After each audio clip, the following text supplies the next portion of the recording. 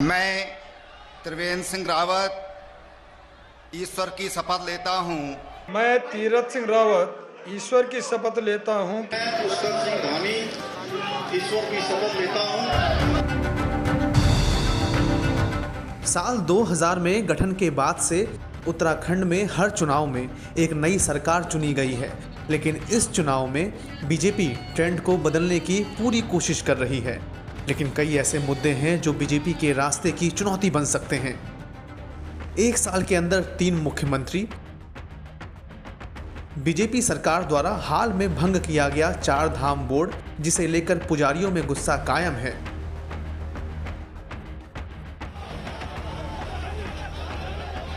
तराई क्षेत्रों में किसानों का गुस्सा,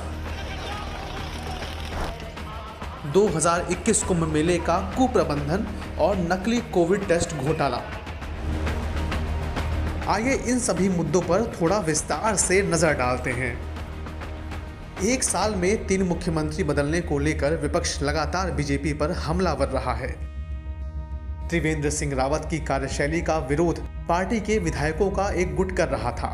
इसकी वजह से अपनी सरकार की चौथी सालगिरह से कुछ दिन पहले उन्होंने सीएम पद से इस्तीफा दे दिया। तीरथ सिंह रावत ने मुख्यमंत्री के रूप में त्रिवेंद्र सिंह रावत की जगह ली, लेकिन 4 महीने के अंदर उन्होंने भी इस्तीफा दे दिया।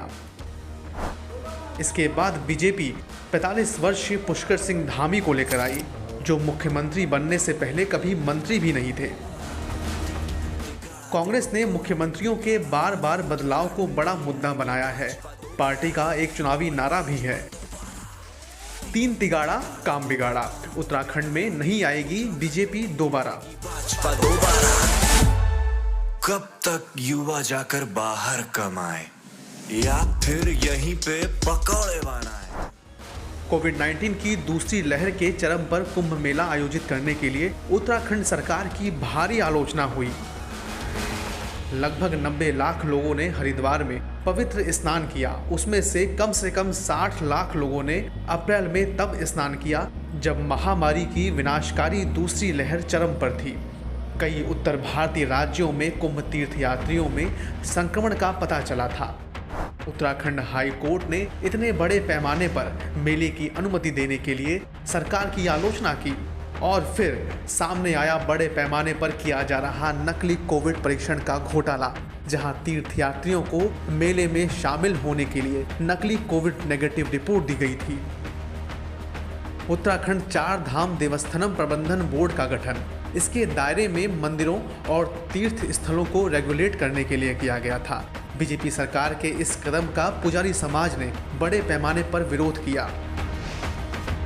पुजारियों ने नवंबर में पीएम मोदी की केदारनाथ यात्रा को बाधित करने की भी धमकी दी थी।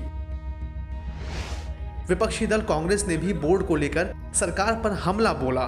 गुस्से और संभावित राजनीतिक नुकसान को भांपते हुए पुष्कर सिंह धामी सरकार ने चुनाव से कुछ महीने पहले बोर्ड को भंग कर दिया। हाल ही में निरस्त किए गए कृषि कानूनों के खिलाफ साल भर से चल रहे किसान आंदोलन का असर उत्तराखंड में बीजेपी सरकार पर भी पड़ सकता है।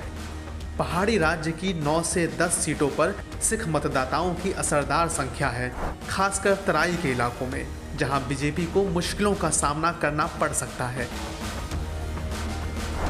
कांग्रेस कृषि कानूनों के निरस्त होने का श्रेय लेने की पूरी कोशिश करेगी।